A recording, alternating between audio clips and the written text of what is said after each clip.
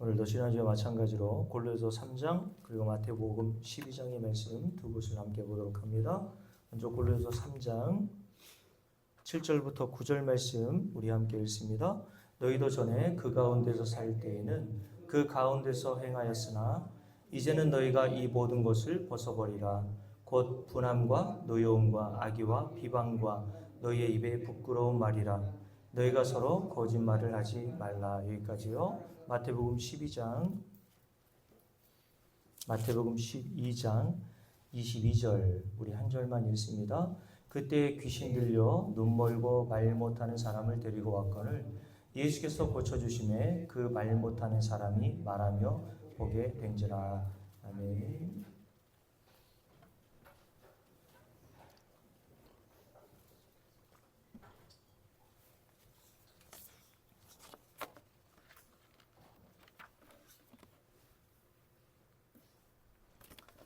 특별한 내용 없으면 바로 하나님의 말씀 증거하도록 합니다. 골로새 강의 80번째 시간입니다. 2012년에 개봉한 영화 중에서 여러분이 잘 알고 계신다고 생각하는 김명민, 이한이가 주연해서 연기한 연갓이라는 영화가 있습니다. 보신 분이 혹시 있을지 모르겠어요.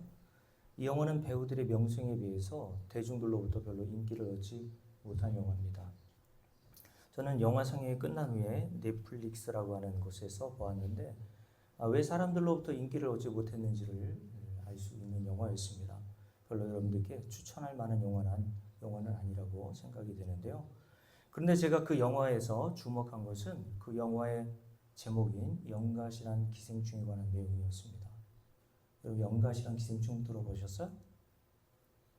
제가 설교를 준비하기 전에 교육방송 EBS에서도 한번 방송된 적이 있었던 연갓이란 내용에 대한 그 방송을 봤거든요. 그 영화의 모티브가 된 연갓이란 기생충은 메뚜기나 여치나 사마귀와 같은 곤충을 숙주로 삼아 그 안에서 숙주인 곤충 뱃속의 모든 영양분을 뺏어 먹으며 30cm에서 큰 것은 거의 1m가량의 크기의 성충으로 자랄 때까지 기생한다고 합니다. 그러다가 연갓이는 성충이 되어 자신이 그 몸에서 이제 빠져나올 줄을 알고 그리고 알을 낳을 때가 되면 기생하던 숙주인 곤충의 신경과 뇌를 자극하고 조종한대요. 그래서 숙주인 곤충을 목마르게 한다고 합니다. 그래서 이렇게 숙주인 곤충이 목이 마르니까 어디를 찾게 되겠습니까? 물을 찾게 되겠죠. 그리고 이렇게 물가를 찾게 만들어서 물가로 인도하고 육상 곤충이 본성으로는 할 수 없는 일인 스스로 물에 빠져들게 만들어 버린단 말이죠. 이렇게 자신이 기생하던 숙주인 곤충이 물에 빠지면 그동안 그 속에서 기생하고 있던 그리고 성충으로 자란 연갓이는 그 곤충의 몸에서 빠져나옵니다. 결국 숙주였던 곤충은 물에 빠져 익사하게 되고 그 곤충의 몸에서 빠져나온 연갓이는 짝짓기를 하여 한 번에 수백만 마리에서 많게는 2천만 마리의 엄청난 양의 알을 낳는다고 하더라고요. 이렇게 연갓에 감염된 곤충은 치사율이 100%라고 합니다. 치사율 100%. 이런 연갓이란 기생충을 모티브로 만들어진 영화가 제가 앞에서 소개해드린 연갓이라는 영화예요. 제가 오늘 설교를 시작하면서 이런 연갓이란 기생충 이야기로 시작하는 이유가 있습니다.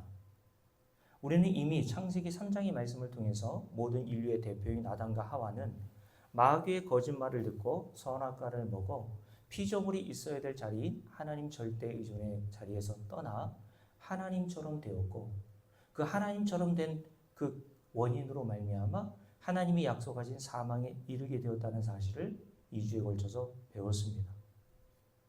그러니 그런 아담과 하와 이후 태어난 모든 인간이란 후손들은 형편이 어떠하겠습니까?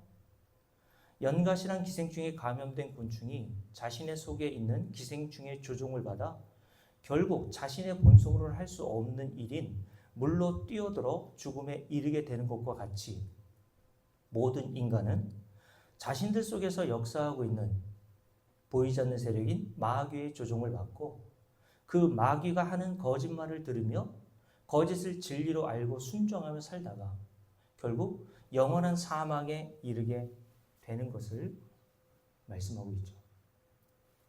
그래서 사도 바울은 고린도전서 12장과 에베소 2장에서 이러한 인간의 실상을 알고 자신과 고린도 교회 성도들과 그리고 에베소 교회 성도들에게 우리가 예수 믿기 이전의 상태가 어떠했는지에 대해서 이렇게 설명합니다. 먼저 고린도전서 12장을 보시면 알겠는데요. 고린도전서 12장 시간 있으신 분들은 표사 한번 직접 눈으로 확인해 보시고요. 시간이 없으니까 제가 읽어드릴게요. 고린도전서 12장 1절과 2절인데요. 형제들아 신령한 것에 대하여 나는 너희가 알지 못하기를 원하지 않는다라고 먼저 이렇게 이야기를 합니다. 여기서 내가 너희가 알지 못하기를 원하지 않는다는 것은 제가 여러 차례 말씀드린 적이 있는데 문법상으로 고금법인데 이 고금법은 한번 말을 비틀어서 자기가 하고 싶은 말을 강조하는 용법이란 말입니다. 내가 너희가 반드시 이걸 알기를 원해 라고 하는 말을 사도 바울이 하고 있는 것인데 그 내용이 뭐냐 하면 그 앞에 뭐라 그러냐면 형제들아 신령한 것에 대하여 라고 얘기했잖아요. 신령한 것이라는 것은 인간이 눈으로 지식으로 지혜로 알 수 없는 영역을 신령하다고 얘기하는 겁니다. 근데 이런 것을 왜 사도 바울이 고린도 교회 성도들에게 이야기를 하는 것입니까? 그리고 오늘 저와 여러분들에게 왜 신령한 것에 대해서 이야기를 하는 것일까요? 저와 여러분이 신령한 자가 되었기 때문에 그렇습니다. 그럼 성경에서 말하는 신령한 자는 어떤 자를 신령하다고 말합니까? 여러분의 과거를 제가 알아맞히면 저는 여러분들을 어떻게 보겠어요? 야, 역시 우리 목사님 신령해. 제가 강정순 장로님의 과거의 일부터 시작해가지고 어제 뭘 했는지를 다 알아맞힌다고 생각해 보세요. 그러면 저를 굉장히 신처럼 떠받들고 신령하다고 말하겠죠. 야, 우리 목사님 무당 저리 가라. 전집할 필요가 없어. 여러분 성경은 그런 걸 신령하다고 얘기 안 해요. 그런 신령을 원하시면 점집에 가시라니까요. 성경에서 말하는 신령한 것이 뭐라고 했습니까? 내가 너에게 이 신령한 것을 반드시 알기를 원한다고 하면서 그 내용이 뭡니까? 너희도 알거니와 라고 되어 있잖아요. 그러니까 고린도 교회 성도들은 예수 믿는 자들로서 이미 신령한 자이기 때문에 이 신령한 것을 알고 있었단 말이에요. 그러니 여러분들과 제가 신령한 자는 다른 게 아니라 성령이 임한 자를 신령하다고 하는 거예요. 그러니까 저 여러분이 성령이 임한 신령한 자라면 이걸 안단 말이죠. 그러면 그 신령한 내용이 뭐냐 하면 그 뒤에 이렇게 돼 있죠. 너희가 이방인으로 있을 때 말 못하는 우상에게로 끄는 그대로 끌려갔느니라 라고 돼 있어요. 이 부분을 공동번역 성경에서는 좀 더 쉽게 이렇게 번역했는데 제가 읽어드릴게요. 아시다시피 여러분이 이교도였을 때에는 여러분이 거듭나기 전, 예수 믿기 전을 얘기하는 거예요. 거듭나기 전에는 헛된 우상에게 매여서 우상이 하자는 대로 끌려다녔습니다 라고 이렇게 얘기했습니다. 마귀의 종이 되어 마귀가 하자는 대로 그 거짓말이 진리처럼 생각되어 그것을 행하고 살았던 것이 너의 실체, 너의 실상이었다라고 이야기를 하는 것이죠. 이게 바로 신령한 내용이라고 이야기하는 겁니다. 그러면 여러분들이 이 내용, 신령한 것에 진짜 여러분 동의가 되십니까? 자, 그러니 고린도 교회 성도들이 거듭나기 전에 비참한 실상이라는 것은 가난하게 살거나 어떤 일에 실패하거나 극심한 질병에 고통당하는 것이 아니라 그 속에서 역사하고 있던 마귀의 조종을 받고 마귀가 하라는 지시대로 이리저리 끌려다니다가 결국 영원한 사망에 이르게 되었다라는 것을 말하는 거죠. 이게 바로 우리의 실상이었단 말입니다. 이것은 고린도 교회 성도들에게만 이렇게 얘기한 것이 아니라 에베소 2장에서는 조금 더 포괄적이고 구체적으로 이렇게 이야기를 했어요. 에베소 2장을 한번 볼까요? 에베소 2장을 보십시오. 이건 한번 직접 찾아서 읽어보도록 합니다. 에베소서 2장에서 에베소 교회 성도들에게 고린도서 12장과 같은 동일한 말을 여기서도 하고 있는데요. 함께 읽어봅니다. 에베소 2장 자 2절 함께 읽습니다. 그때 너희는 이라고 얘기하죠. 예수 그리스도를 믿지 않았을 때, 성령이 임하지 않았을 때를 얘기하는 거예요. 그때 너희는 어떤 자였습니까? 그 가운데서 행하여 이 세상 풍조를 따르고, 제가 조금 있다가 이 세상 풍조가 뭔지에 대해서 좀 더 구체적으로 설명을 드릴 겁니다. 이 세상 풍조를 인간은 따를 수밖에 없어요. 그 이유가 뭐냐면 그 뒤에 나와 있죠. 공중권세 잡은 자를 따랐으니 라고 되어 있습니다. 공중권세 잡은 자는 마귀, 사단이라고 표현되는 아담과 하와를 속여서 선악과를 먹게 하여 하나님처럼 되게 하여 사망에 이르게 한 그 존재를 말하는 거겠죠. 그 공중권세 잡은 자를 따를 수밖에 없는 게 인간의 실상이라니까요. 우리가 부정할 수도 없고 거부할 수도 없어요. 그래서 그 공중권세 잡은 자를 따르는 증거로 나온 게 이 세상 풍조를 따르게 사는 겁니다. 인간은. 이거는 우리가 거부할 수 없다니까요. 아니, 내가 그런 일을 하고 있는지조차 인간은 몰라요. 내가 그렇게 믿고 있는 것 자체가 내 자유로운 자유의지의 선택이라고 생각하지, 이게 오늘 말씀처럼 공중권세 잡은 자 마귀를 내가 추종하고 그의 거짓말을 따르고 있다는 사실을 인정하지 않는다니까, 인간은. 근데 사도 바울은 고린도서 12장과 오늘 에베소 2장에서 인간이 바로 이런 실상이었어 라고 이야기를 한다는 것을 여러분들 진짜 이게 신령한 것이라면 인정하셔야 합니다. 자, 따랐으니 뭐라고 얘기하냐면 2절 마지막 부분, 곧 지금도 불순종의 아들들 가운데서 역사하느니에요, 하고 있느니에요. 하느니라고 되어 있습니다. 현재 진행형. 지금도 말이라는 말입니다. 과거 아담과 하와에게 역사하여 거짓말로 그를 속여 하나님처럼 되어 사망에 이르게 한 그 마귀는 지금도 여전히 활발하게 불순종의 아들들, 예수 믿지 않는 자들을 얘기하는 거예요. 그 안에서 활발히 활동하여 그들을 자기의 말에 추종하여 이 세상 풍조를 따르게 하고 있단 말이죠. 이게 저와 여러분이 과거에 예수 믿지 않았을 때의 상태였단 말입니다. 그러면 지금 여러분의 남편과 예수 믿지 않는 여러분의 자녀들 다 이런 형편에 있다는 사실을 여러분들 아셔야 되는 거예요. 이런 상태를 1절에서 어떤 상태라고 말하냐면 그는 허물과 죄로 죽었던 너희라고 되어 있잖아요. 그래서 고린도 12장과 오늘 에베소 2장에서 사도 바울은 동일하게 다라고 얘기하죠. 자, 함께 읽어볼게요. 여기 줄을 빡빡 꺼놓으세요. 어디냐 하면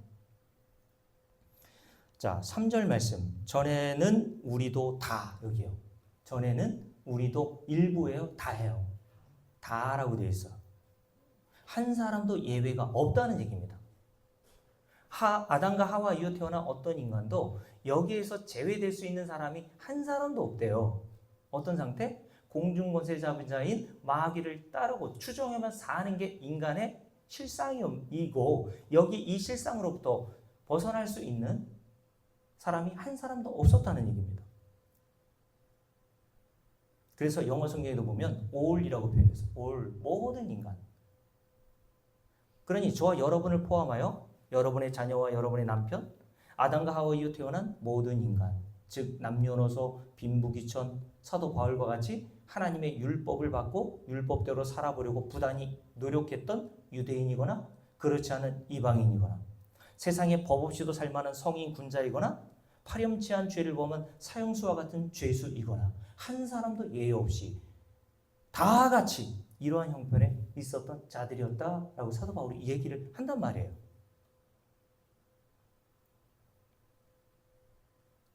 즉 아담과 하와 이후 모든 타락한 인간은 불순종의 아들들 가운데서 지금도 역사하고 있는 영인 마귀의 종이 되어서 그의 조종과 지시를 받으며 마귀의 거짓말을 진리처럼 듣고 순종하며 살고 있다가 결국 영원한 멸망에 이르게 될 운명이었다라고 얘기합니다. 그래서 2절 마지막 부분에 뭐라고 되어 있어요? 그 3절 마지막 부분에 뭐라고 되어 있냐면 다른 이들과 같이 우리도 역시 어떤 자? 본질상 진노의 자녀들이었다. 이거 과거형이죠.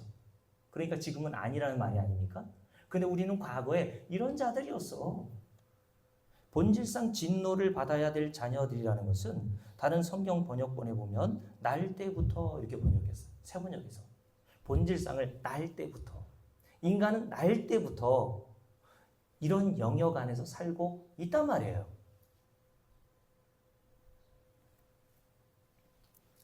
사도 바울의 이 말의 의미는 이것이죠. 앞에서 제가 말씀드린 것처럼 영가시에 감염된 곤충의 치사율이 몇 프로?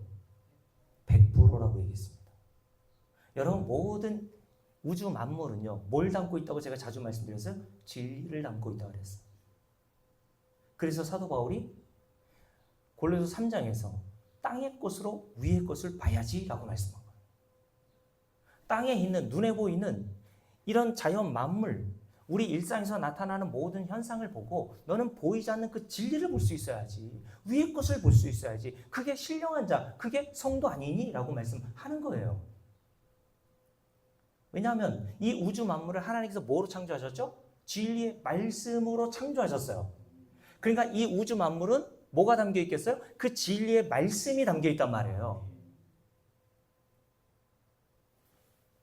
그래서 성도는 이 성경을 통해서 진리를 발견하게 되고, 이 진리를 성경을 통해서 발견한 모든 성도는 이 자연 만물 속에 일어나는 모든 것들을 통해서도 진리를 알아본단 말입니다. 하나님은 이 영가시의 생활 패턴을 통해서 우리가 바로 이런 자라는 사실을 보여주는 거예요. 그러니 앞에서 제가 말씀드린 대로 영가시에 감염된 곤충이 치사율이 100%였던 것과 같이 아담과 하와 이후 마귀의 종이 된 인간은 여기에서 벗어날 아무런 희망이 없는 자들이었단 말이죠. 치사율 100%. 영원한 멸망으로 가야 될 처지에 놓여 있었던 것이 저와 여러분의 실상이었다니까요, 여러분. 여러분들이 복음을 알려면 이 복음 이전에 이런 나쁜 소식부터 제대로 아시란 말이에요.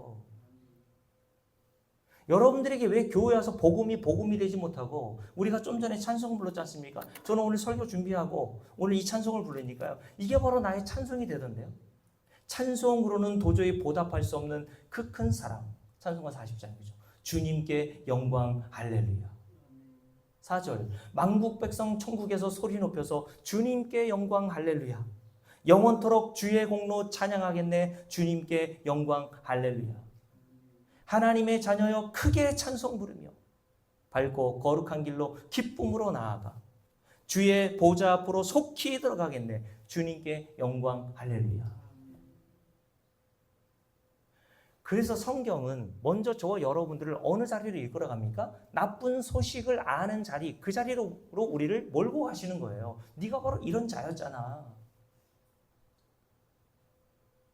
이런 자리로부터 우리가 구원받았다라고 하는 그 복음의 소식이 들려지기 전에 반드시 우리는 오늘 이 에베소 2장과 고린도 12장의 말씀이 여러분들에게 들려져야 되는 겁니다.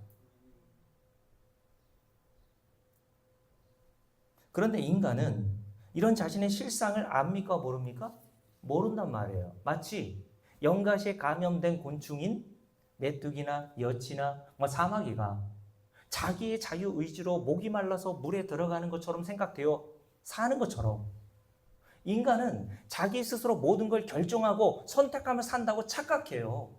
아, 내가 예수 믿고 안 믿는 것도 내가 자유로운 의지와 선택이지. 누구의 어떤 조종을 받는 게 아니야. 그러니까 이런 말씀 들으면 화가 나는 거예요, 인간은. 왜요? 하나님처럼 되어버렸거든요.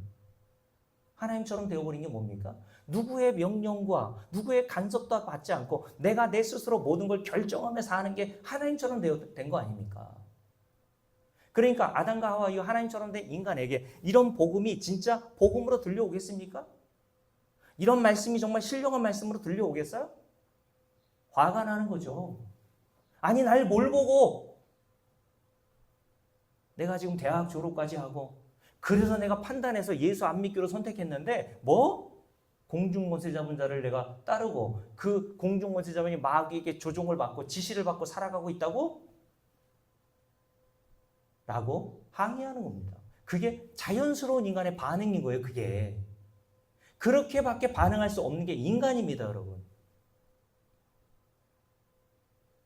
그래서 인간은 거짓을 믿지 진리를 믿지 않습니다. 그래서 학교에서부터 아이들이 진화론을 배우잖아요.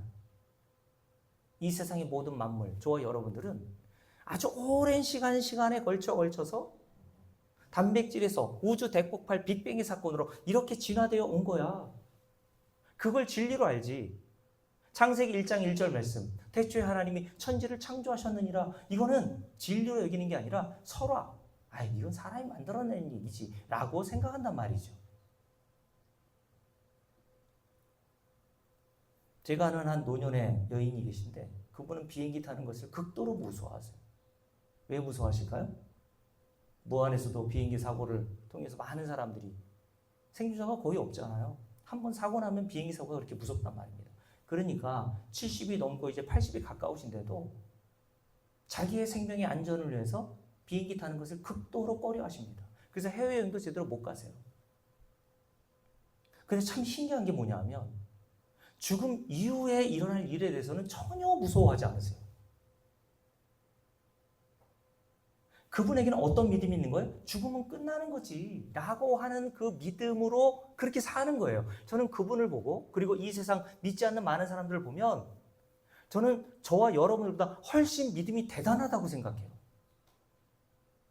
얼마나 믿음이 대단한지 그걸 어떻게 확신하고 삽니까?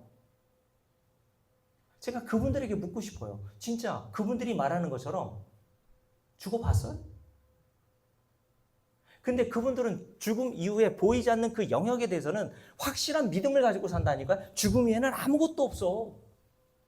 왜요? 진화론 자체가 뭘 얘기한다 그랬어요? 하나님 없음을 얘기한다 그랬잖아요.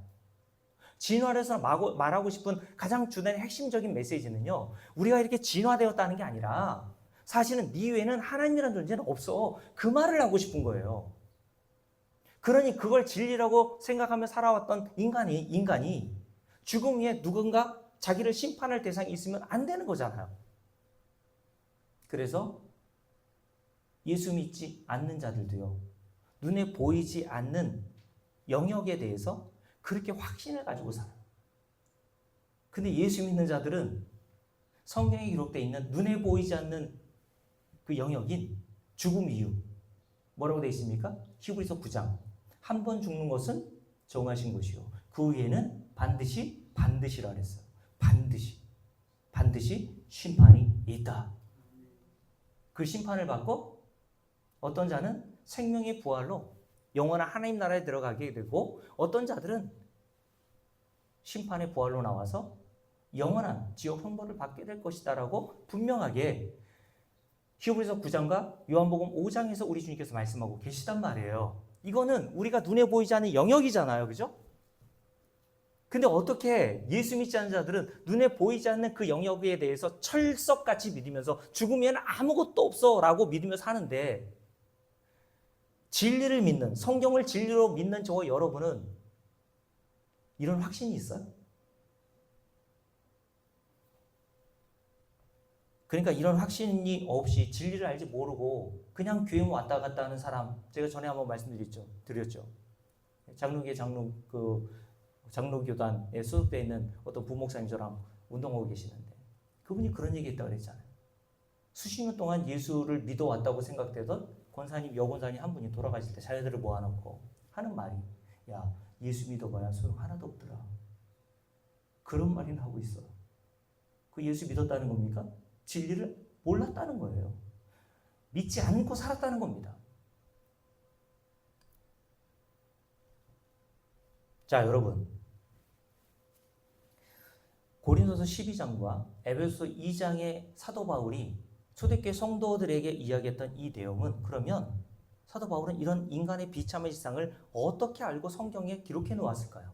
어떻게 알고? 이것은 사도 바울의 개인적인 추측이나 의견이나 누구에게서 배워서 알게 된 것이 아닙니다. 그게 성경이라면 여러분은 성경을 갖다 버리셔도 돼요. 여러분들이 들고 있는 이 성경을 쓴 저자들이 개인적인 자기 의견이나 자기의 어떤 지식을 성경에 기록해 놓은 것이라고 여러분들이 판단하면요, 성경을 갖다 버리셔야 돼요. 성경을 왜 들고 다닙니까? 사도 바울은 에베소 2장과 고린도 12장에서 자기가 했던 말에 대해서 그 출처를 이렇게 이야기를 하고 있어요. 함께 읽습니다. 에베소 3장 한번 펴보실까요? 에베소 3장 3절 말씀 보십시오. 가까우니까요. 함께 살펴봅니다. 함께 읽을게요. 곧 계시로 내게 비밀을 알게 하신 것은 내가 먼저 간단히 기록한과 같으니 그것을 읽으면 내가 그리스도의 비밀을 깨달은 것을 너희가 알 수 있으리라 라고 얘기했어요. 비밀이라 그랬습니다. 신령한 것, 비밀. 인간의 지식과 지혜로는 도저히 알 수 없는 영역의 그 진리를 사도 바울이 알게 되었대요. 인간의 그 비참한 실상, 그건 사도 바울 자신도 포함되어 있는 겁니다. 내가 예수를 알기 전에, 성령이 임하기 전에 내가 어떤 상태였는지를 뭐를 통해서 알게 되었다고요? 누구에게서 배우거나 자기가 공부해서 안 것이 아니라 3장 3절 계시에 의해서 내가 그 비밀을 알게 되었다라고 얘기했어요. 여기서 말하는 계시란 무엇입니까? 국어 사전에 보니까 계시란 뜻에 대해서 한 인간의 지혜와 지식으로는 알 수 없는 진리를 신, 즉 하나님이 주도적으로 개입하셔서 깨우쳐 알게 해주신 것을 계시라고 합니다. 저는 국어 사전에서 그렇게 이야기한 것도 일리가 있다고 봐요. 그러면 사도 바울이 말한 내가 이 계시로 비밀을 알게 되었다고 했을 때 사도 바울이 인간이 처한 이 비참한 실상을 기록한 디모데전서가 아니죠. 고린도서 12장과 에베소 2장의 이 말씀은 하나님께서 자기에게 그 진리, 비밀을 알게 해주셔서 자기가 알고 오늘 성경에 이렇게 기록해 놓았다는 뜻 아닙니까, 여러분? 그래서 성경은 바울이나 성경의 저자들의 창작물이 아닙니다. 모든 성경은 하나님의 계시에 의해서 기록된 거예요. 그래서 사도 바울은 영적인 아들인 디모데에게 쓴 편지인 디모데후서 3장에서 잘한 말씀이죠. 이렇게 얘기했습니다. 3장 16절 모든 성경이라 했습니다. 일부가 아니에요. 모든 성경. 창세기부터 요한계시록까지. 물론 사도 바울이 모든 성경이라고 이때 얘기했을 때는 구약을 얘기하는 거겠죠. 구약과 신약 모든 성경이라 했습니다. 하나님의 감동으로 된 것이다 라고 얘기했어요. 그러므로 교훈과 책망과 바르게 함과 의로 교육하기에 유익하다라고 얘기했어요.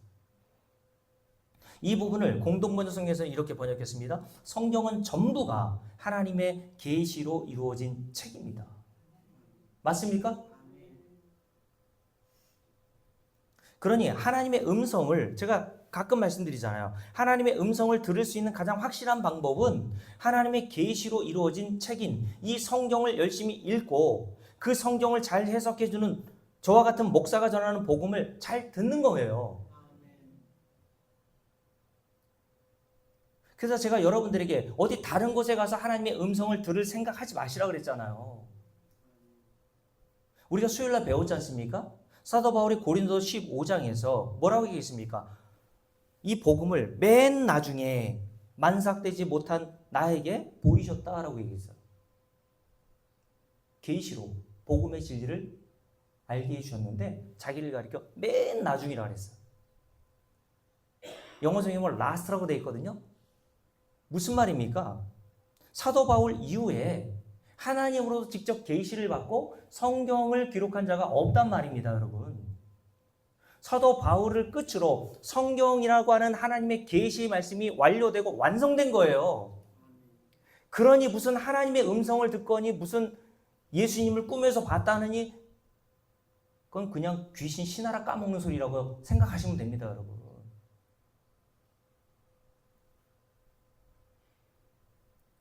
하나님의 계시의 완성으로 이미 우리에게 주신 이 성경이 있는데 뭘 더 바래요? 무슨 하나님의 음성을 어디 가서 더 듣습니까? 이 계시의 말씀의 완성인 성경으로 충분한 줄로 믿으십시오, 여러분. 이 성경이 뭐라고 됐습니까? 하나님의 감동으로 된 것으로 저와 여러분을 교훈하시고 책망하시고 바르게 하시고 의로 교육하기에 가끔 유익한 게 아니라 항상 유익하다고 했어요. 이것을 여러분들 아멘하고 믿으셨으면 점집에 갈 필요가 있습니까? 없습니까? 없어요. 어떤 목사님이 뭐 유튜브에 나와가지고 대언해 준다고 막 얘기하더라고요. 막 얘기하는데 무슨 대언인지 그냥 뭐 그 사람을 위로해주게 하는 말인지 모르겠지만 막 기도하면서 방언하면서 막 어떤 강종숙 막 뭐가 환상이 보인다 하면서 막 하나님께서 너를 어떻게 하고 계시고 앞으로 어떻게 될 것이고 어떻게 들으시라고 하셨나요? 귀신? 신나라 까먹는 소리 하고 있네 진짜. 이렇게 들으시란 말입니다. 제가 전에 말씀드렸잖아요. 제가 이 공주에 있는 어떤 교회에서 부흥회하는 것에 참석했더니 부흥사 강사로 오신 분이 부흥회가 끝나고 말씀도 이상하게 전하고 나서 마지막으로 하시는 말씀이 여기 오신 분들 중에 공주에 있는 어떤 땅을 사면 그 땅값이 어마어마하게 오를 분이 있다는 거예요. 그게 계십니까? 그게 마귀의 소리인 거예요. 그게 또 진짜 대봐요. 여러분들이 그 말을 믿고 진짜 땅을 샀는데 그 땅 가격이 10배, 20배 올랐어요. 그래서 수십억의 차익을 얻었습니다. 그럼 강전원님 뭐 하겠습니까? 그 목사님을? 나의 주요. 그러니까 마귀도요 그런 능력이 있어서 사람을 그런 걸로 속이는 겁니다. 이루어지게 한다니까요, 마귀도.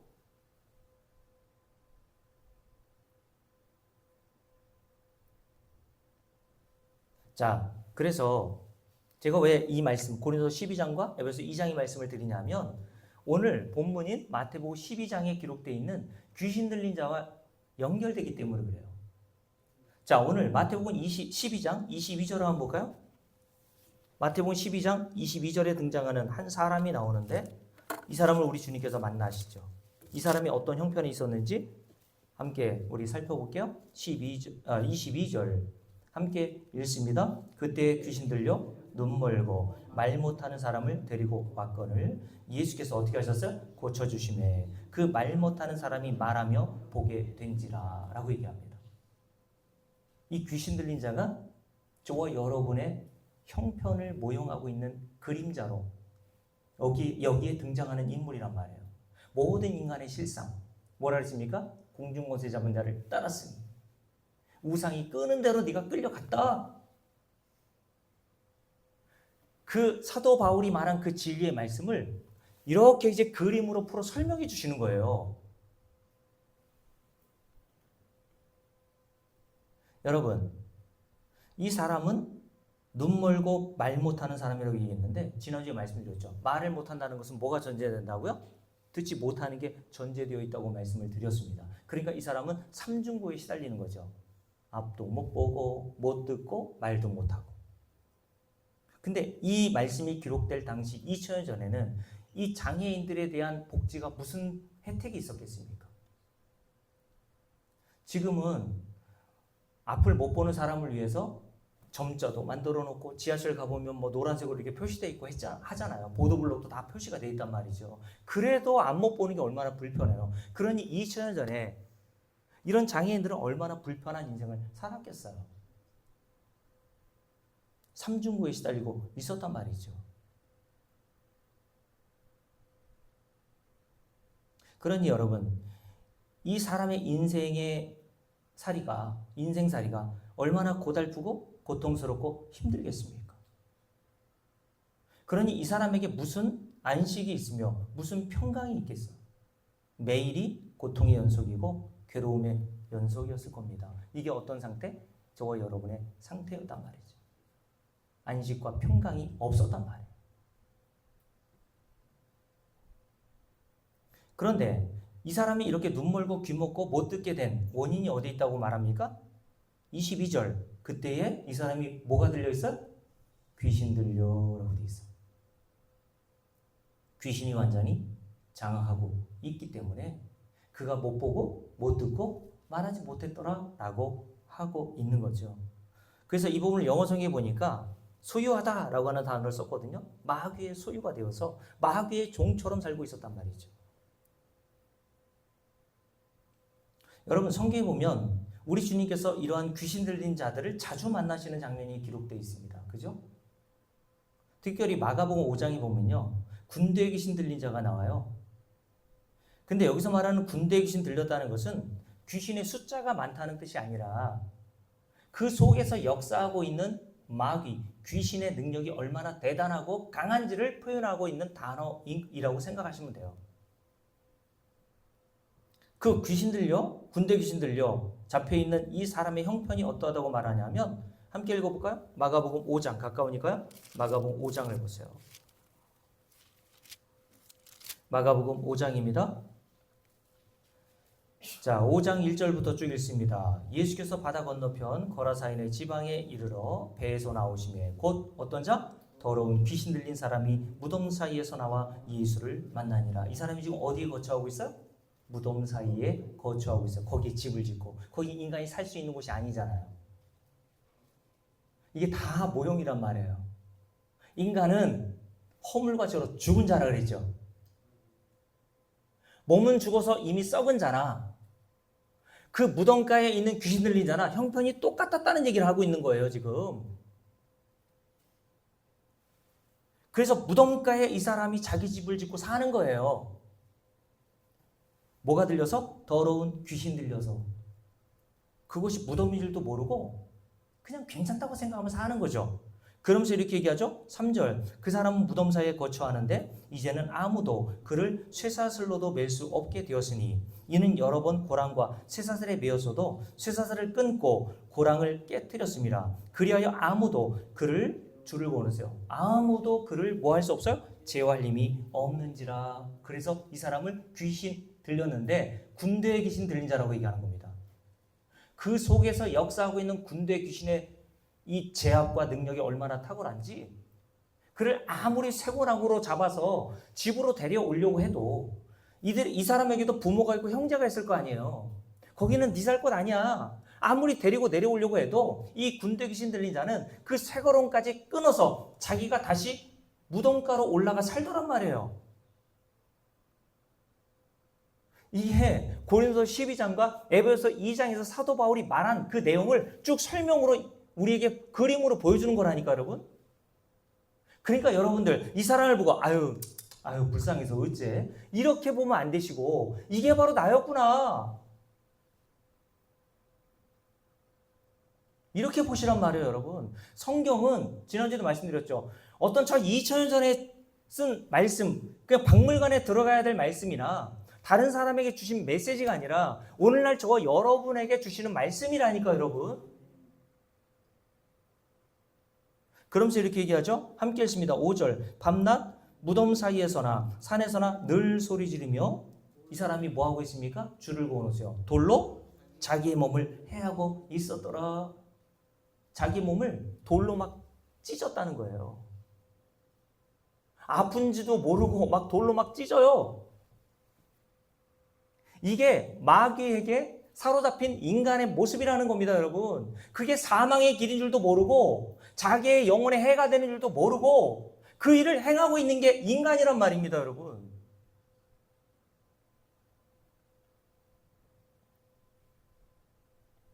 자기의 몸을 해치고 있었더라. 이게 모든 종교성이에요, 종교성. 모든 종교 안에서 우리가 지난 주일에 함께 살펴봤던 열왕기하 18장에 보면 다른 신, 이방신을 섬기던 바알과 아세라 신을 섬기고 있던 제사장들이 자기가 믿는 바알과 아세라라고 한 신에게 소원을 빌면서 그 소원인 불이 내려오지 않자 마지막에는 어떻게까지 하죠?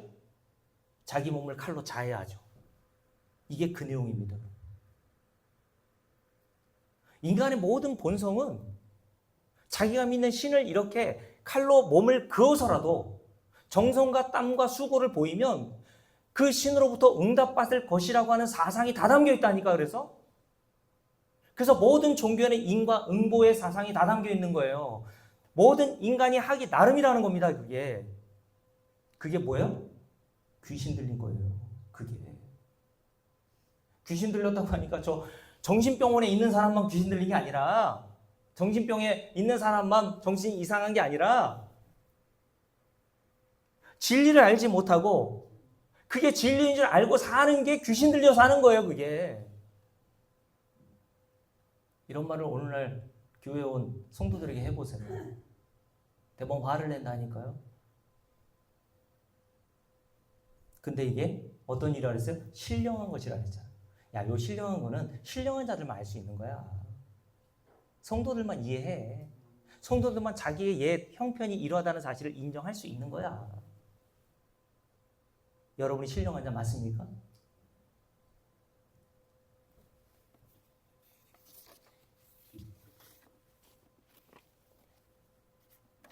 여러분, 근데 이 귀신 들린 자, 마태복음 12장에 귀신 들려 눈 멀고 말 못하고 앞 못 보는 자나 오는 귀신 들려 무덤가에 살고 자기 몸을 찌우면서도 고통을 전혀 알지 못했던 이 사람이나 자기가 귀신 들린 줄 알아야 몰라요? 압니까 모릅니까? 모른단 말이에요. 여러분 정신병원에 있는 사람 치고 내가 정신병에 걸려서 여기 와 있다고 하는 사람 본 적 있어요? 다 어떤 사람이라고 자기를 생각해요? 난 정상인데 왜 나를 여기에 가둬두고. 술 드시고 술 취한 분에게 아니 술 취했어요 라고 하면 그분이 순순히 아 나 술 취한 거 맞아 이렇게 하는 사람 거의 저는 못 봤어요. 우리 아버지도 맨날 저기 동네 동구 밖에서 갈지자로 술 한 잔 채가지고 오시는데도 저희 어머니가 아이 술 채셨으니까 주무시라고 하면 막 화를 내면서 내가 어디 술 챘냐고 그렇게 얘기하시던데요. 여러분 정신병원에 있는 사람은 스스로 정신병에 걸렸다는 생각을 못한단 말이죠. 그래서 이런 이야기가 있더라고요. 정신병이 걸려서 정신병동에 입원한 한 사람이 매일같이 나는 하나님의 아들이다. 나는 하나님의 아들이다. 계속 얘기하더래요. 근데 바로 옆방에 수감된 정신병자 환자가 그 말을 듣고 이렇게 얘기하더래요. 난 너 같은 아들 둔 적 없다. 난 너 같은 아들 둔 적 없다. 자기가 뭐라는 거야? 나는 너의 하나님이야. 너의 아버지야. 둘 다 뭐는 겁니까? 그러니 정신병인 거죠. 자기가 하나님의 아들이고 자기가 하나님이라고 생각하니 근데 본인들은 정상이라고 생각한단 말이에요. 다. 그런 모든 상황들을 통해서 하나님이 우리에게 진리를 보여주시는 거라니까요. 여러분 예수 믿지 않는 사람도 이런 말 해주세요. 대부분 화를 내는 이유가 다른 게 아닙니다. 여러분 난 정상이라고 생각한다니까요. 그러니 진짜 심각한 문제는 첫 번째로 뭔지 아세요? 자기의 형편을 인간이 모른다는 것. 이런 신령한 것. 사도 바울이 고린도서 12장에서 말했던 이런 신령한 인간의 비참한 실상이 어떠한지를 인간은 몰라요. 그러니까 교회 나와서도 구원이 뭔지 복음이 뭔지를 모르는 겁니다. 이런 자리에서 우리를 구원하신 하나님의 그 능력과 은혜를 모르고 사는 거예요.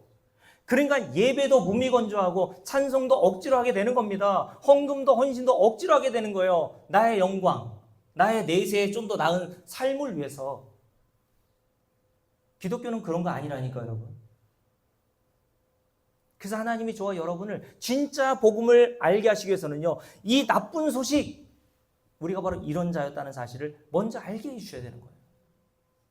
그걸 여러분 알아가고 있나요? 여러분이 아는 수준은 저도 마찬가지지만 수요일에 말씀드렸죠. 빙산의 일각이라 그랬죠. 아, 난 알아. 그래, 맞아. 이랬지. 다음 단계 없나? 그게 모르는 겁니다. 그게 모른다는 증거. 아니, 난 죄인 중에 귀신인 거 안다니까? 인정한다니까? 그러니까 뭐 하라고요, 나한테? 다음 단계 없어요? 고급 단계? 내가 할 일. 하나님의 영광에서 내가 할 일 좀 알려주세요. 하나님의 일이 뭐라 그랬습니까? 너 예수나 믿으라니까? 요한복음 6장 29절. 근데 인간은 자꾸 뭘 하려고 자꾸 덤벼들어요. 너 예수나 믿으라니까? 그게 하나님의 일이라고 했잖아. 그거 알고 뭐를 해야지.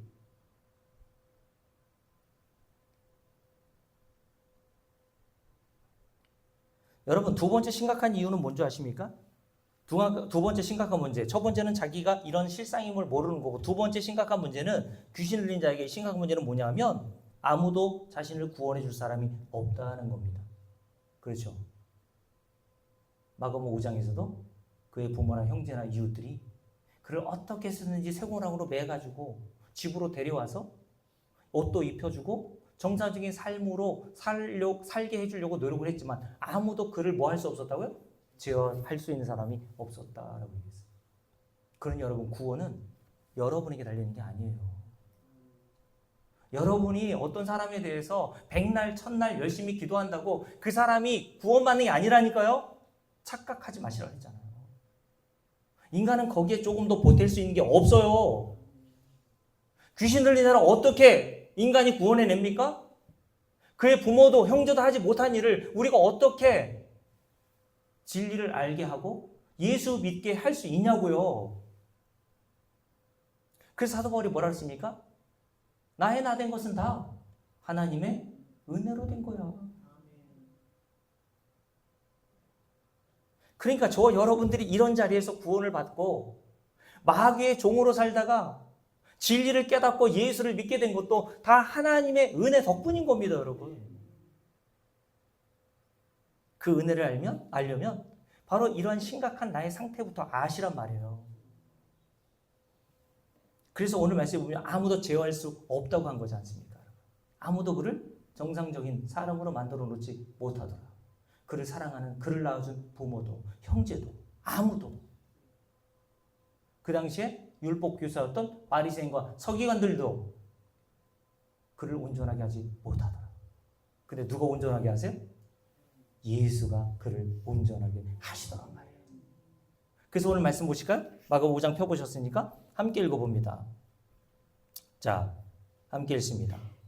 8절 보세요. 함께 읽습니다. 이는 예수께서 이미 그에게 이르시기를 더러운 귀신아 그 사람에게서 나오라 하셨습니다. 말씀 한마디가 딱 떨어지자 그 속에 있던 귀신이, 군대 귀신이 한순간에 달아나 어디로 들어가요?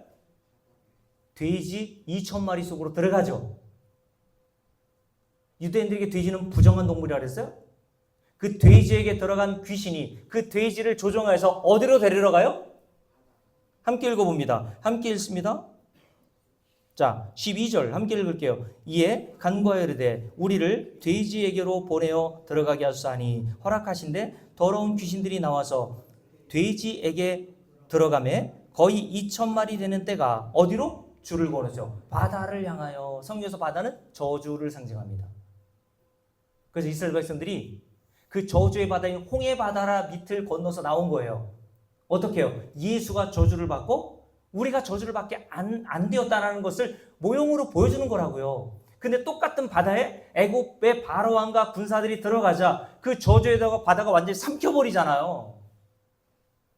그래서 요한계시록에 보면요. 성경에 뭐라고 되어 있는지 아십니까? 거기에는 바다가 없어 라고 되어 있어요. 그러니까 수영 좋아하시는 분들은 야, 그걸 바다가 없으면 무슨 재미로 쓰냐. 그런 뜻이 아니라 그건 저주가 없다는 말입니다. 그러자 어떻게 되죠? 함께 읽습니다. 바다를 향하여 비탈로 내리더라. 바다에서 어떻게 돼요? 몰사하거늘. 돼지는요. 물에 뛰어들 본성이 없어요. 돼지가 물 좋아하는 거 봤어요? 물에 뛰어들고 막 목욕하던가요? 누가 돼지를 바다에 뛰어들게 만들었습니까? 더러운 귀신, 군대 귀신. 그를 조종하여 바다로 뛰어들게 만들어 몰사시키더란 말입니다. 여러분, 여기에다가 고린도서 12장과 에베소 2장 말씀을 딱 적어놔 보세요. 딱 떨어지는 말씀 아니에요? 이게 영가시와 똑같은 내용 아닙니까, 여러분? 치사율 100%. 2,000마리 중에 한 마리라도 산 돼지가 있어요? 없더라. 그러면 이 군대 귀신 들린 돼지가 바다에 몰사한 것은 사실은 누구의 운명을 얘기하는 거예요? 이 귀신 들린 자의 운명을 얘기하는 거 아닙니까? 군대에 귀신 들린 자가 결국 이 돼지의 신세와 같이 멸망을 당할 것을 우리에게 보여주시는 거란 말이에요. 이게 바로 우리였단 말입니다, 여러분. 우리도 그게 저주인지도 모르고 멸망인지도 모르고 막 달려가던 자였단 말입니다, 여러분. 근데 자기만 몰라요.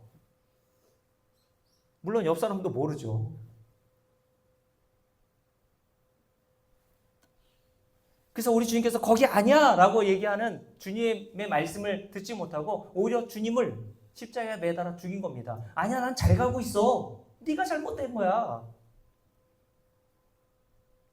이 세상은 다수결의 원칙이죠. 그죠? 많은 다수가 야, 여기가 맞아. 진화가 맞아. 죽으면 아무것도 없어. 그러면 사람은 안심이 돼요. 조금. 그죠? 조금 안심이 돼요. 아, 나만 이렇게 생각하는 게 아니구나. 저 박사도 야, 저 사람 교수잖아. 저 사람도 저 진화를 믿고 죽으면 아무것도 없다고 하고, 저 하버드 나온 어떤 그 미국의 유명한 학자 같은 경우에는 여러 책을 냈는데 만들어낸 신 뭐 이런 책을 하면서 진화를 막 옹호하면서 야, 죽으면 아무것도 없고 네 위에 하나님이라는 존재는 없어. 그런 유명한 하버드의 교수까지 나와가지고 그런 얘기를 하면 많은 사람들이 어떻게 생각하면 안심이 되지. 야, 저 사람 저렇게 똑똑한 사람인데 저렇게 믿네? 근데 어떤 인간도요, 제가 말씀드렸잖아요. 아담과 하와 이후 타락한 모든 인간 안에 마귀의 종된 것으로 벗어날 수 있는 사람은 하나도 없고, 이렇게 마귀에 종속되어 있는 인간은 치사율 몇 프로? 100%입니다. 100%. 본질상 진노를 받아 마땅한 자녀였어 라고 얘기했어요. 그러니 여러분, 오늘 주님께서 이 군대 귀신 들린 자 어떻게 치유하시고 어떻게 온전하게 하셨죠? 말씀 한마디로. 말씀으로. 천지를 창조하신 하나님의 아들의 그 입에서 나오는 말씀 한마디로 그 군대 귀신을 들린 자의 역사하고 있었던 그 귀신을 뭐라네요? 하나님 나라가 그 속에 임하게 하신 겁니다. 이게 무슨 능력? 복음의 능력이에요. 말씀의 능력. 그러니 제가 여러분들에게 오늘 하고 있는 일은 다른 게 아니에요. 축사하고 있는 축사. 복음을 증거하는 것 자체가 축사 사역인 거예요, 여러분. 여러분이 가지고 있었던 이 세상 풍조, 그게 진리라고 알고 있었고 인간의 행위를 가치 여겼던 그 모든 풍조를 복음으로 무너뜨리는 겁니다. 그게 복음의 능력이라니까요. 그리고 그 무너진 여러분들에게서 하나님께서 딱 한 가지 제시하는 겁니다. 그러니까 너 예수 믿어야지. 그게 하나님이 저와 여러분을 구원을 주시는 능력인 거예요. 복음으로. 그래서 이 사람이 어떻게 하죠? 읽었으니까 여기까지 읽어볼게요. 이제 군대 귀신이 나가서 정신이 온전하게 되었으니까 이 사람이 어떻게 되는지 보세요. 함께 읽어볼게요. 자, 15절 함께 읽습니다. 예수께서 이르러 그 귀신 들렸던 자, 곧 군대에 귀신 집혔던 자가 옷을 입고, 드디어 옷을 입었대요. 성경에서 옷은 진리를 말합니다. 진리의 옷을 입고. 그러니까 이 사람은 뭐가 없었어요? 옷이 없었다는 거잖아요. 진리가 뭔지를 몰랐어요. 이 사람은 부끄러운 줄도 모르고 뻘개 벗고 무덤가에서 자기 몸을 찢고 살았단 말이에요. 자해하면서. 근데 귀신이 나가자 이 사람이 뭐부터요? 옷을 입고, 진리의 옷을 입고. 그러면서 이렇게 얘기하죠. 함께 읽습니다. 자, 정신이 어떻게 돼요? 온전하여. 여러분, 정신이 온전하여진 상태가 어떤 상태인지 아세요? 여러분이 정신이 온전해졌다. 여러분, 귀신 들렸던 자가 귀신이 나가서 정신이 온전하여지자 한 일이 뭔지 아십니까, 여러분? 돈 벌려갔어요? 함께 읽어볼게요. 함께 읽습니다. 18절. 예수께서 배에 오르실 때에 귀신 들렸던 사람이 예수와 함께 있기를 간구하더라. 이게 정신이 온전해진 증거예요. 예수와 함께 있기를 원했대. 예수님과 십자가에 달려 죽으실 것임에도 불구하고 이 사람은 예수 그리스도와 함께 있기를 간구했대요. 그러나 정신이 온전하다고 생각했던, 귀신이 안 들렸다고 생각한 동네 사람들은 어떻게 합니까? 함께 읽어볼게요. 17절. 그들이 예수께 그 지방에서 뭐 하길 원합니까? 떠나기를 간구하더라. 누가 귀신 들린 거예요? 귀신 들렸다가 온전해진 자는 주님과 함께 있길 원하고, 그것을 목격한 그 동네 사람들은 예수님을 떠나길 원했어요. 왜요? 돼지가 다 죽었거든요. 손해나. 예수 믿으니까 손해가 나 오히려. 그러니까 여러분, 예수 믿으니까 만사형통한다 이런 말 속지 말라니까. 여러분, 무슨 만사형통이에요? 여러분 보세요. 뭐 만사형통한 게 있어요? 강선사님 만사형통합니까? 이급희 목사님 만사형통해서 우리가 요모양 요꼴로 삽니까? 만사형통 무슨 만사형통이에요? 그러니까 진리를 모르고 복음이 뭔지를 모르는 사람들은요, 그 복음을 듣고 야 저게 무슨 복음이야 라고 걷어차버리는 거예요. 예수를 떠나기를 간구하죠. 그러면 이 두 부류의 사람을 통해서 우리 주님께서 묻는 겁니다. 그러면 누가 귀신 들린 자니? 누가 귀신 들린 자야? 귀신 들렸다가 정신이 온전한 자는 나와 함께 있기를, 복음을 기쁨으로 받아들이고 자기의 실상, 옛 그런 과거의 비참한 실상을 깨닫고 예수 그리스도만을 꼭 붙들고 있는 그 자가 정신이 온전한 자라면, 그러면 귀신 들린 자는 누구를 얘기하니?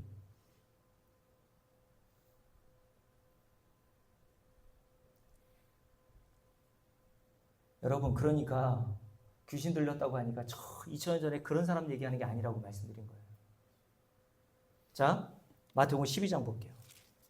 그래서 마태복음 12장에 보면 주님께서 이 귀신 들려 눈 멀고 말 못하는 사람, 귀 먹은 사람도 어떻게 하십니까? 고쳐주심에. 22절, 그 말 못하는 사람이 말하며 보게 된지라 라고 되어 있어요. 누가 고쳐주셨어요? 아무도 할 수 없는 일을 우리 주님께서 귀신 들린 자를 내쫓으시고 그를 온전하게 해서 말하게 하시고 듣게 하시고 보게 하시더라. 이게 귀신 들린 자가 온전해진 상태를 이야기하는 건데, 이런 상태가 바로 저와 여러분이라는 거 아닙니까? 이 말씀의 의미가 뭡니까? 여러분은 성경을 통해서 진짜 진리를 알고 있습니까? 진리의 말씀이 들려옵니까? 이 세상 풍조를 따르고 살고, 제가 이 세상 풍조가 뭐라 그러냐면 인간의 행위를 가치 있게 여겨서 인간이 얼마든지 신을 감동해서 내가 원하는 소원을 얻을 수 있다라 그렇게 하는 게 이 세상 풍조라고 얘기했어요. 이 세상 모든 풍조가 이 모든 세상의 종교 안에 다 들어있다고 그랬지 않습니까? 근데 그런 이 세상 풍조가 교회 안에는 지금 없어요? 그대로 따와서 많은 사람들이 기도 응답 받는 비결을 얘기를 하지 않습니까? 그래서 서점에도 나온 책 중에 보호자를 움직이는 기도도 있고요. 강청 기도의 능력이라는 책도 있고요. 인객정 기도의 능력이라는 책도 있습니다. 이게 다 뭡니까? 인과 응보예요. 원인은 인간에게 있고 그 결과는 인간의 한 일에 따라서 신으로부터 보상받는 거야. 그게 인과 응보의 사상입니다. 기도 응답도 인간이 그렇게 기도하면 하나님이 그 기도하는 너의 정성과 땀과 노력을 보시고 내게 응답해 주시는 거야. 이게 이 세상 모든 종교에서 말하는 것과 뭐가 달라요? 저와 여러분의 기도 응답이 인간의 수고와 노력과 땀과 정성을 들이면 하나님이 그걸 보고 감탄하셔서 응답해 주시는 겁니까? 근데 사람들이 왜 이 말에 속죠? 성경을 자꾸 인용하니까요. 히스기야를 봐라. 하나님 앞에 너 죽는다라고 하는 말씀을 듣고 낯을 벽을 향하여서 눈물로 기도했더니 하나님이 그 눈물의 기도를 들어주셔서 15년을 삶을 연장해 주시더라. 그러니까 우리도 기도 응답 받는 비결로 열심히 하나님 앞에 눈물 뿌려 기도하면 하나님이 그 정성 받으셔서 네 기도 응답하실 거야. 성경을 이용해서 그렇게 가르치니까 사람들이 그런가 보다. 왜요? 이 세상 모든 인간은 다 그런 본성을 가지고 있기 때문에 그 말이 진리처럼 들어온단 말입니다, 여러분. 근데 그게 뭐라 그랬어요? 그게 이 세상 풍조를 따르는 거야. 그게 모든 종교에서 말하는 사상 아니니? 그래서 주님께서 마태복음 6장에 보면 기도에 대해서 말씀하실 때 뭐라고 했습니까? 야, 이방인들처럼 믿지 않는 자들처럼 자기 신에게 중언부언하지 마라. 그러면서 그 뒤에 뭐라고 말씀하시냐면 그들은 자기 신이 말을 많이 하여야 들으실 걸로 생각하지 않니? 그게 이 세상 풍조 사상입니다, 여러분. 7시간, 10시간 기도하면 그 기도한 시간에 비례해서 신이 들어준다면 그건 이 세상 종교와 다를 바가 없는 사상이란 말이에요. 그러니까 이 말을 듣고 또 오해해서 그러면 기도 짧게 해야 된단 말인가? 그런 말이 아니라 금식도 하시고 철야도 하시고 기도도 하세요. 근데 여러분들이 기도할 때 그렇게는 여기지 말란 말입니다. 내가 이렇게 기도했더니 하나님이 응답해 주시더라. 이게 인과 응보 아니에요? 모든 게 다 은혜로 주어진다면서. 맞아요? 소리도 작아졌네 이제. 구원과 영생만 은혜로 주어지고 기도 응답은 내가 정성을 들이고 뭔가 하나님께 헌금도 드리고 하니까 하나님이 너 참 정성이 기특하다 야. 그래서 요즘에 제가 가끔 말씀드리잖아요. 유튜브에 왜 그 실시간으로 방송에 틀어놓고 7시간 방언기도를 하시는 목사님이 있는지 몰라요. 거기다 또 계좌번호 써놨더라고요. 그러면서 자기한테 기도 부탁하고 싶으면 댓글에 쓰래요. 실제로 댓글에 씁니다. 헌금도 보내고. 그래서 대언도 해줘요. 여러분 같으면 이런 생각이 들지 않습니까? 야, 이건철 목사는 내가 신앙생활 제자교회에서 10몇 년 했는데 1시간 이상 기도하는 걸 못 봤는데 이 목사님은 7시간을 12시부터 저녁 7시까지 그것도 서서 찬송하고 기도하고, 야, 신령하다. 그럼 여러분 그분한테 기도받고 싶잖아요. 이게 어떤 풍조? 이 세상 풍조란 말입니다. 하나님이 저와 여러분이 주시는 어떤 것도요, 인간의 정성과 노력으로 받는 게 없어요. 은혜로 받는 겁니다. 하나님이 영생과 구원, 예수 그리스도를 믿게 하시는 것도 우리의 실력으로 된 것이 아니라 하나님의 은혜로 된 거라니까요, 여러분. 그래서 우리 주님께서 귀신 들린 자를 들어서 누굴 얘기합니까? 함께 읽어볼게요. 자, 34절 봅니다. 바리새인과 서기관들이 예수님이 행하신 일을 보고, 야, 너 바알세불을, 귀신의 왕이라 그랬죠. 바알세불의 힘을 빌어서 네가 그 일을 하고 있다라고 그렇게 비난하자 주님이 하신 말씀이 뭡니까? 함께 읽어봅니다. 34절 함께 읽을게요. 독사의 자식들아, 너희는 악하니 어떻게 선한 말을 할 수 있느냐? 이는 마음에 가득한 것을 입으로 말함이니라. 선한 사람은 그 쌓은 선에서 선한 것을 내고, 악한 사람은 그 쌓은 악에서 악한 것을 내느니라. 37절, 네 말로 의롭다함을 받고 네 말로 정죄함을 받으리라 라고 말씀하세요. 누가 귀신 들린 자니? 라고 말씀하신 거예요. 귀신 들려 말 못하고 못 보는 자를 주님께서 고치셔서 보게 하시고 눈을 뜨게 하셔서 예수가 누구인지를 알게 하셨죠. 성경에 기록되어 있는 진리가 뭔지를 알게 하셔서 그 진리는 단 하나야라고 얘기했어요. 모든 게 다 예수 그리스도의 십자가의 공로로 주어지는 거구나. 근데 바리새인과 서기관들은 뭐를 얘기했습니까? 독사의 자식들아, 너희가 어떻게 선한 말을 할 수 있느냐라고 얘기하니까 무슨 악한 쌍욕을 했다는 얘기가 아니라 그랬잖아요. 이들이 한 말이 뭡니까? 아니야. 하나님 앞에 의롭다함을 얻고 복을 얻고 기도를 받는 것은 인간의 행위가 있어야 돼. 율법을 잘 지켜야 돼. 할 일을 행해야 돼. 그래서 하나님께서 그것을 보시고 그 보답으로 네가 그것을 응답받고 복도 받고 영생과 구원도 받는 거야 라는 식으로 가르쳤단 말입니다. 그걸 주님께서 뭐라고 하세요? 네가 귀신 들린 자야. 귀신 들린 너한테 그 안에서 마귀가 역사하고 있는데 그 안에서 뭐가 나오겠니? 마귀의 거짓말이 나오겠지 이런 말이에요. 그게 네가 하는 그 거짓말 아니야 지금. 그래서 골로새 3장에서 우리가 읽었던 본문에서 사도 바울이 뭐라고 그랬습니까? 골로새 교회 성도들에게, 야, 이제 그게 거짓말인 줄 알았잖아 너희들. 근데 거짓말하는 사도들이 들어와서, 거짓 사도들 유대인들이 들어와서 거짓말하는데 너희들이 그걸 믿고 서로 거짓말하니 또? 모든 게 다 하나님의 은혜잖아. 십자가의 공로 이외에는 너희가 어떤 것도 받을 복이 없다니까. 그래서 골로새 2장에서 사도 바울이 말하기를 지혜와 지식의 모든 보화가 예수 그리스도 안에 감추어져 있느니라 라고 얘기했던 거예요. 그리고 로마서 8장에서 뭐라고 했습니까? 하나님께서 아들까지 아끼지 아니하셨는데 그 아들과 함께 너에게 모든 것, 성경에 보니까 모든 것이라고 했습니다. everything, 모든 것을 너희에게 아들과 함께 주지 않겠니?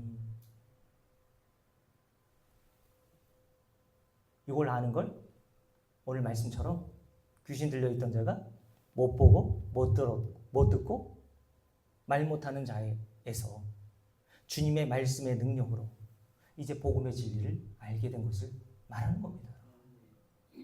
이게 우리의 능력으로 된 게 아니라 하나님이 저와 여러분에게 행하시는 은혜로 된 겁니다. 그래서 에베소 여기까지 하고 마칠게요. 사도 바울이 에베소 2장에서 뭐라고 얘기하는지 한번 보세요. 에베소 2장입니다. 자, 2장 1절 쭉 읽었잖아요. 그때 우리의 형편에 대해서 쭉 얘기했습니다. 이런 비참한 형편에 있었던 저와 여러분을 어떻게 하셨어요? 하나님이 4절 함께 했습니다. 긍휼이 풍성하신 하나님이 하나님이 우리를 사랑하신 그 큰 사랑을 인하여 허물로 죽은 우리를 그리스도와 함께 살리셨고 너희는 은혜로 구원을 받은 것이다 라고 얘기합니다. 그러면서 에베소 교회 성도를 위해서 기도하면서 뭐를 위해서 기도합니까? 17절 1장 17절입니다. 함께 읽어볼게요. 우리 주 예수 그리스도의 하나님 영광의 아버지께서 뭘 주세요? 지혜와 계시의 영 성령을 저와 여러분에게 주사 하나님을 알게 하시고 너희 마음의 눈을 저와 여러분의 눈을 어떻게 하시사? 밝히사. 그럼 저와 여러분의 눈이 어땠다는 거예요? 눈 멀고 있었다는 겁니다. 귀신 들려 눈 못 보던 자와 같이 성경을 보는 진리를 볼 수 있는 눈이 없었단 말이에요. 근데 하나님이 지혜와 계시의 영을 여러분에게 주셔서 마음의 눈을 밝히심으로 뭘 알게 되었어요? 그의 부르심의 소망이 무엇이며 성도 안에서 그 기업의 영광의 그 풍성함이 무엇이며 줄을 그어놓으세요. 그의 힘의 위력으로 라고 되어 있어요. 그의 힘의 위력으로 역사하심을 따라 우리가 어떻게 되었어요? 믿게 되었다라고 하잖아요. 내 스스로 자원해서 믿은 게 아니라 그의 힘의 위력에 의해서 그의 능력으로 내가 예수를 믿고 진리를 알게 된 것을 하나님의 성령을 통해서 깨닫게 하신단 말이에요. 그러면서 이렇게 돼 있죠. 우리에게 베푸신 능력의 지극히 이끄심이 어떠한 것을 너희로 알게 하시기를 원하노라. 여러분 2장의 말씀이 이해가 돼야 1장의 이 말씀이 이해가 되는 거예요. 아, 오늘 내가 이렇게 예수 믿고 진리를 알게 된 것은 오늘 말씀 1장 18절 말씀, 19절 말씀처럼 내 능력이 아니라 하나님의 크신 힘의 위력, 능력 때문이구나. 내가 그래서 사망으로 달려가고 있었던 마귀에 종속되어서 그것이 사망이도 모르고 그 말을 따라서 행하던 내가 진리를 알고 이제 예수 그리스도의 은혜만 꼭 붙들게 된 자가 된 것이구나. 그리고 저와 여러분들은 이런 은혜를 알아야 찬송이 나오는 겁니다. 찬송가 303장 부를게요. 그래서 찬송가 303장에 보면요. 가사가 뭐라고 되어 있습니까? 후렴 가사에 보면요. 이런 구속함을 받은 우리 어찌 찬송 안 할까? 우리 함께 찬송합니다.